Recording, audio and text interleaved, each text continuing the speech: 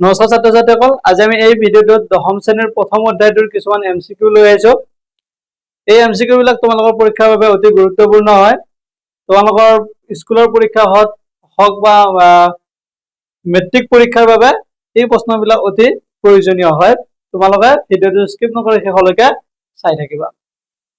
ইয়াতে মই আজি যিবিলাক কুৱেশ্যন সমাধান কৰিম, এই কুৱেশ্যন বিলাক তোমালোকৰ পৰীক্ষাৰ বাবে অতি প্ৰয়োজনীয় হয়। চোৱা, প্ৰথম প্ৰশ্নটোত কি দি আছে, 96 equal to 2 to the power 5 into 3 to the power n হলে n ৰ মান কিমান? ইয়াত আমাক কি কৰিব দিছে, 2 to the power 5 into 3 to the power কি দিয়া আছে, n দিয়া আছে। আমাক n ৰ ভ্যালুটো উলিয়াব দিছে। এইটো কি হৈছে, 96 ৰ মৌলিক উৎপাদকটো লিখা আছে। 96 ৰ কি হৈছে, মৌলিক উৎপাদক বিশ্লেষণ কৰা আছে। গতিকে আমি 3 টু দি পাৱাৰ n মানে কি হয়, 96 ৰ মৌলিক উৎপাদক বিশ্লেষণত 3 কিমানটা আছে উলিয়াব লাগে। তাৰ বাবে আমি কি কৰিব লাগিব, 96 ৰ উৎপাদকটো বিশ্লেষণ কৰিব লাগিব। 96 ৰ উৎপাদক বিশ্লেষণ কৰিলে 2 ৰে হৰণ কৰা কিমান বাৰ যাব, 2 ৰে হৰণ কৰিলে ইয়াক 4 বাৰ যাব, এক ইফালে ৰৈ যাব 16 হ'ব, 16 2 ৰে কিমান বাৰ যাব, 8 বাৰ যাব। ইয়াতে কি হৈ থাকিল, 48 48ক 2 ৰে হৰণ কৰিলে কিমান বাৰ যাব, 2 বাৰ। 2 ৰে 4 হৰণ কৰিলে কিমান বাৰ যায়, 2 বাৰ। 8 হৰণ কৰিলে 4 বাৰ। এবাৰ 2 ৰে হৰণ কৰা, 2 ৰে 2 কিমান বাৰ যাব, এবাৰ। 4 কিমান বাৰ যাব, 2 বাৰ। 2 ৰে কৰা, 2 ৰে 12 হৰণ কৰিলে কিমান বাৰ যায়, 6 বাৰ। 2 ৰে 6 হৰণ কৰিলে কিমান বাৰ যায়, 3 বাৰ। গতিকে ইয়াত চোৱা 2 কিমানটা আছে, 1 2 3 4 5। গতিকে 2 টু দি পাৱাৰ 5 ইনটু 3 কিমানটা আছে, 3 এটা আছে। 3 টু দি পাৱাৰ কি হ'ব, 1 হ'ব। আৰু এই 1 টো কি হ'ব, n ৰ মান হ'ব। n ৰ মান কিমান হ'ব, 1। 1 কোনটো অপচনত আছে, অপচন 8 আছে। গতিকে ইয়াৰ বাবে শুদ্ধ উত্তৰ কি হ'ব, অপচন এ হ'ব শুদ্ধ উত্তৰ। বুজিছা? এনেকুৱা ধৰণৰ তোমালোকৰ প্ৰশ্ন আহিব পাৰে। ইয়াতে 96 দিয়া আছে, তোমালোকৰ পৰীক্ষাত হয়তো বেলেগ দিব পাৰে। তাৰ কি উলিয়াব দিব পাৰে, মৌলিক উৎপাদক বিশ্লেষণটো এনেদৰে দিয়া থাকিব পাৰে। ধৰি লওক 2 আছে, 3 আছে, 5 আছে। 2 আৰু 3 ৰ মানটো দিয়া থাকিলে কিন্তু 5ৰটো দিয়া নাথাকিব পাৰে, 5 কিমানটা আছে। তেতিয়া তোমালোকে কি কৰিব লাগিব, এনেদৰে উৎপাদক বিশ্লেষণ কৰিব লাগিব, কৰি কিমানটা আছে উলিয়াব লাগিব। বুজি পাইছা? এবাৰ যাওঁ আমি ইয়াৰ পিছৰ প্ৰশ্নটোলৈ। এবাৰ চাওঁ 2 নম্বৰ প্ৰশ্নটো। 2 নম্বৰ প্ৰশ্নটোত কি দিয়া আছে, 867 equal to 255 into 3 plus r হলে r ৰ মান কিমান হ'ব সুধিছে। ইয়াতে কি দিয়া আছে, 867 equal to 255 into 3 plus r হলে r ৰ মান কিমান। তাৰ বাবে আমি কি কৰিব লাগিব, এইটো কি হিচাপত দিয়া আছে, এইটো আমাৰ ইউক্লিডৰ বিভাজন ক্ৰমিকা যিটো আছিল সেইটো দিয়া আছে। এইটো সেইয়াৰ মতে হলে এইটো কি হয়, ইউক্লিডৰ বিভাজন ক্ৰমিকা মতে হলে এইটো কি হিচাপত আছে, ভাজক মানে যি সংখ্যাৰে তুমি ভাগ কৰা, ভাজক হৰণ কৰা, ভাজক ইনটু ভাগফল প্লাস কি হয়, ভাগশেষ।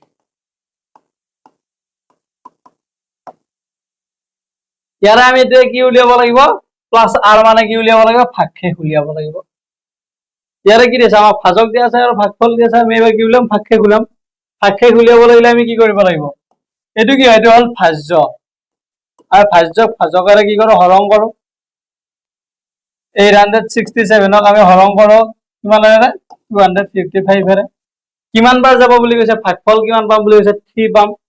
3 বাৰ যাব, 3 বাৰ গলে কিমান হ'ব চোৱা, 255ক 3 ৰে কি কৰা, পূৰণ কৰা। 5 3 কিমান হ'ব, 15। ভাগশেষ আৰু ভাজকটো তোমালোকক ভাগফল আৰু ভাজকটো পূৰণ কৰা কিমান হয় চোৱা। 5 3 15, 5 হাতে গ'ল 1, 5 3 15 1 16, 6 হাতে গ'ল 1, 2 3 6 6 1 কিমান হ'ব, 7। যেতিয়া ভাজক আৰু ভাগফলটো আমি পূৰণ কৰো তেতিয়া আমাৰ কিমান হয়, 765 হয়। আৰু আমাৰ যিটো ভাজ্য আছে, ভাজ্যৰ পৰা যদি আমি 765 টো মাইনাস কৰি দিওঁ তেতিয়া আমি কি পাম, ভাগশেষ পাম। মানে কি হয়, আমি ভাজ্যৰ পৰা যদি ভাজক আৰু ভাগফলৰ পূৰণফলটো বিয়োগ কৰি দিওঁ, মানে এইটো কি আছিল, ভাজ্য আছিল। ভাজ্যৰ পৰা ভাগফল আৰু ভাজকৰ পূৰণফলটো বিয়োগ কৰি দিলে আমি কি পাম, ভাগশেষটো পাই যাম। বিয়োগ কৰা 7 ৰ পৰা 5 গলে কিমান থাকে 2 6 ৰ পৰা 6 গলে কিমান 0 আৰু 8 ৰ পৰা 7 গলে কিমান 1 কিমান হ'ব 102 102 কোনটো অপচনত আছে চোৱা অপচন এ আছে 102 গতিকে 2 নম্বৰ প্ৰশ্নটোৰ বাবে শুদ্ধ উত্তৰ কি হ'ব অপচন এ হ'ব শুদ্ধ উত্তৰ বুজিছা তোমালোকৰ কেতিয়াবা কি কৰিব পাৰে ভাগশেষটো দিয়া থাকিব পাৰে ভাগফলটো উলিয়াব দিব পাৰে যেতিয়া কেতিয়াবা কি থাকিব ভাজকটো দিয়া নাথাকিব পাৰে ভাগফল আৰু ভাগশেষ দিয়া আছে ভাজকটো উলিয়াব কেতিয়াবা কি হ'ব ভাজক ভাগফল আৰু ভাগশেষ দিয়া থাকিব ভাজ্যটো উলিয়াব পাৰিব বুজিছা তোমালোকে আগে কেৱল এইটো মনত ৰাখিবা তোমালোকে মনত ৰাখিব লগা কথাটো হ'ল ইয়াৰ পৰা ভাজ্য ইকুৱেল টু ভাজক ইনটু ভাগফল প্লাস ভাগশেষ এইটো যদি তোমালোকৰ মনত থাকে তেতিয়া তোমালোকৰ এনেকুৱা ধৰণৰ যি প্ৰশ্নই নাহক তোমালোকে কি কৰিব পাৰিবা সমাধান কৰিব পাৰিবা বুজিছা এবাৰ যদি আমি ইয়াৰ পিছৰ প্ৰশ্নটোলৈ 3 নম্বৰ প্ৰশ্নটো চাও 3 নম্বৰ প্ৰশ্নটোত কি দিয়া আছে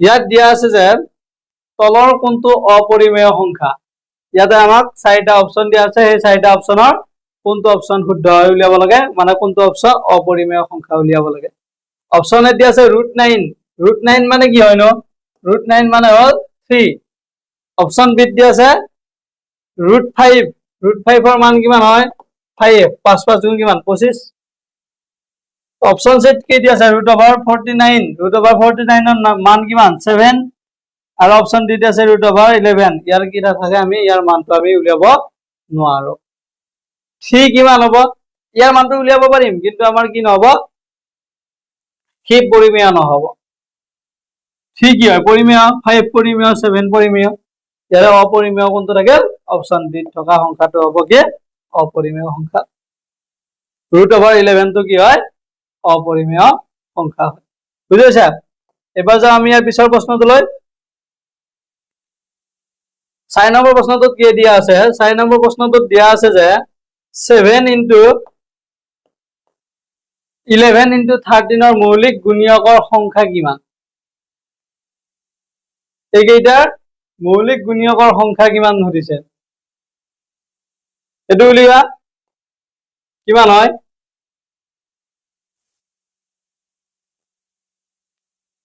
কিমান হ'ব ইয়াৰ মৌলিক গুণিয়কৰ সংখ্যা কিমানটা হ'ব 3 হ'ব বুজিছা 4 নম্বৰ প্ৰশ্নটোৰ বাবে শুদ্ধ উত্তৰ কি অপচন বি টো হ'ল শুদ্ধ উত্তৰ এবাৰ যাও আমি ইয়াৰ পিছৰ প্ৰশ্নটোলৈ 5 নম্বৰ প্ৰশ্নটো চোৱা কি দিয়া আছে 5 নম্বৰ প্ৰশ্নটোত দিয়া আছে যে 2 to the power cube into 2 to the power 3 to the power 2 into 5 ৰ মান কিমান সুধিছে কি দিয়া আছে 2 to the power 3 into 3 to the power 2 into 5 ইয়াৰ মানটো কিমান হয় সুধিছে 2 to the power 3 ৰ কিমান মান হয় 2 দুগুণ 4 4 দুগুণ 8 হ'ব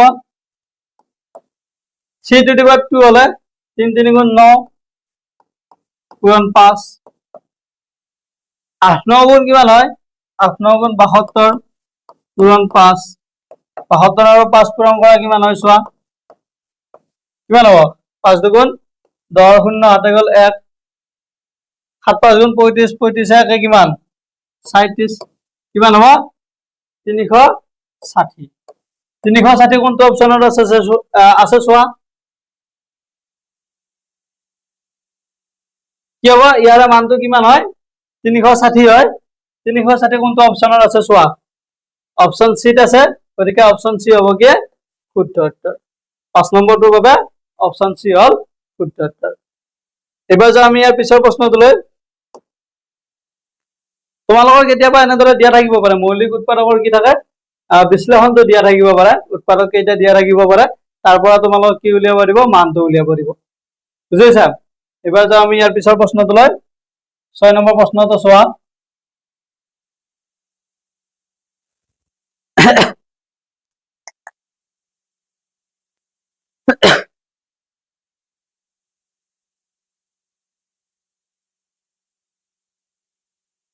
এতিয়া 6 নম্বৰ প্ৰশ্নটো এতিয়া 6 নম্বৰ প্ৰশ্নটো কি দি আছে তলৰ কোনটো পৰিমেয় সংখ্যা ইয়াতে কি দিছে 4টা অপচন দি আছে 4টা অপচনৰ ভিতৰত কোনটো অপচন শুদ্ধ হয় উলিয়াব লাগে ইয়াৰ কোনটো পৰিমেয় সংখ্যা হয় উলিয়াব লাগে অপশন এ দি আছে √2 √2 এটা কি হয় অপরিমেয় সংখ্যা অপশন সি দি আছে √3 √3 টো কি হয় অপরিমেয় সংখ্যা হয় আর অপশন সি দি আছে √16 √16 মানে কি √16 ইকুয়াল টু কিমান হয় 4 গতিকে এটো কি হ'ব পাৰে 4 টো কি হয় পরিমেয় সংখ্যা হয় গতিকে √16 টো কি হয় পরিমেয় সংখ্যা হয় ইয়াৰে অপশন সি হ'ব শুদ্ধ উত্তৰ বুজিছা এবাৰ যাও আমি ইয়াৰ পিছৰ প্ৰশ্নটোলৈ 7 নম্বৰ প্ৰশ্নটোত কি দিয়া আছে 7 নম্বৰ প্ৰশ্নটোত দিয়া আছে যে 125 ভাগত 13 দশমিক ৰূপটো সুধিছে কিমান 125 ভাগৰ 13 দশমিক ৰূপটো উলিয়াব লাগে ইয়াৰ কোনটো হ'ব শুদ্ধ উত্তৰ উলিয়াব লাগে তাৰ বাবে আমি কি কৰিব লাগিব 125 ৰে 13 হৰণ কৰিব লাগিব 125 ৰে 13 হৰণ কৰিলে কি কৰিব লাগিব আমি ইয়াত এটা দশমিক দিলো ইয়াৰ পিছত ইয়াত এটা শূন্য হৈ যাব দে 130 ক 125 ৰে হৰণ কৰিলে কিমান বাৰ যাব এবাৰ যাব তাৰপিছত কিমান হ'ল 5 ৰল দশমিক দিয়া আছে গতিকে শূন্য নামি আহিল 125 ৰে 50 হৰণ না যায় গতিকে ইয়াত আৰু এটা শূন্য দিব লাগিলে কি কৰিব লাগিব 1 ৰ লগত শূন্য এটা দিব লাগিব তাৰপিছত ইয়াত এটা শূন্য দিয়া কিমান হ'ল 500 হ'ল 500 125 ৰে কিমান বাৰ যায় 500 যদি 125 ৰে আমি ডিভাইড কৰো তেতিয়া কিমান বাৰ যাব তেতিয়া 4 বাৰ যাব 4 বাৰ গলে কিমান হ'ব 500 গতিকে 125 ভাগত 13 দশমিক বিস্তৃতি কি হ'ব 0.104 হ'ব কোনটো অপচনত আছে 0.104 অপচন এ আছে গতিকে 7 নম্বৰটোৰ বাবে শুদ্ধ উত্তৰ হ'ব অপচন এ বুজিছা এবাৰ যাও আমি ইয়াৰ পিছৰ প্ৰশ্নটোলৈ 8 নম্বৰ প্ৰশ্নটো চোৱা কি দিয়া আছে 8 নম্বৰ প্ৰশ্নটো দিয়া আছে যে দুটা সহমৌলিক সংখ্যাৰ লসাগু কিমান দুটা সহমৌলিক সংখ্যাৰ লসাগু কি হয় যদি আমাক দুটা সহমৌলিক সংখ্যা দিয়া থাকে সেই সহমৌলিক সংখ্যা কেইটাৰ লসাগুটো কি হয় সংখ্যা দুটাৰ গুণফলটো হয় দুটা এটো তোমালোকে মনত ৰাখিবা যে দুটা সহমৌলিক সংখ্যাৰ লসাগু উলিয়াব লাগিলে আমি কি কৰিব লাগিব সংখ্যা দুটাৰ গুণফল উলিয়াই দিলে আমি কি কৰিব পাৰো সিহঁতৰ সহমৌলিক দুটাৰ আমি কি পাই যাও লসাগুটো পাই যাও বুজিছা দুটা সহমৌলিক সংখ্যাৰ লসাগুটো কি হয় সংখ্যা দুটাৰ গুণফল হয় মানে পূৰণফল হয় এটো কোনটো অপচনত আছে অপচন সি ত আছে গতিকে 8 নম্বৰটোৰ বাবে শুদ্ধ উত্তৰ কি হ'ব অপচন সি হ'ব শুদ্ধ উত্তৰ এবাৰ যাও আমি ইয়াৰ পিছৰ প্ৰশ্নটোলৈ 9 নম্বৰ প্ৰশ্নটো চোৱা 9 নম্বৰ প্ৰশ্নটোত দিয়া আছে যে যদি HCF equal to 12 আৰু LCM equal to 720 হয় তেন্তে সংখ্যা দুটাৰ গুণফল কিমান এটা এটা ফৰ্মুলা আছে তোমালোকে জানা না HCF into LCM equal to কি হয় সংখ্যা দুটাৰ পূৰণফল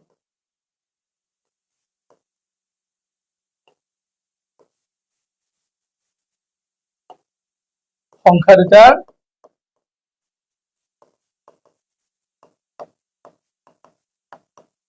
পূৰণফল এটা আমাক কি সুধিছে সংখ্যা দুটাৰ পূৰণফল কিমান হয় গৈছে সংখ্যা দুটাৰ পূৰণফল কিমান হয় উলিয়াব লাগিলে কি কৰিম লসাগু আৰু গসাগুটো পূৰণ কৰি দিয়া HCF আৰু LCM কিমান হ'ব 12 পূৰণ 720 হ'ব তেতিয়া আমি এটো পাই যাম এটা দুটা পূৰণ কৰা কিমান হ'ব 2 শূন্য শূন্য 4 দুগুণ তাৰ 2 দুগুণ 4 7 দুগুণ 14 1 শূন্য শূন্য 2 1 গুণ 2 7 1 গুণ 7 শূন্য 4 6 8 8640 হ'ব 8640 কোনটো অপচনত আছে চোৱা 8640 অপচন এ আছে গতিকে 9 নম্বৰ প্ৰশ্নটোৰ বাবে শুদ্ধ উত্তৰ কি হ'ব অপচন এ হ'ব শুদ্ধ উত্তৰ বুজিছা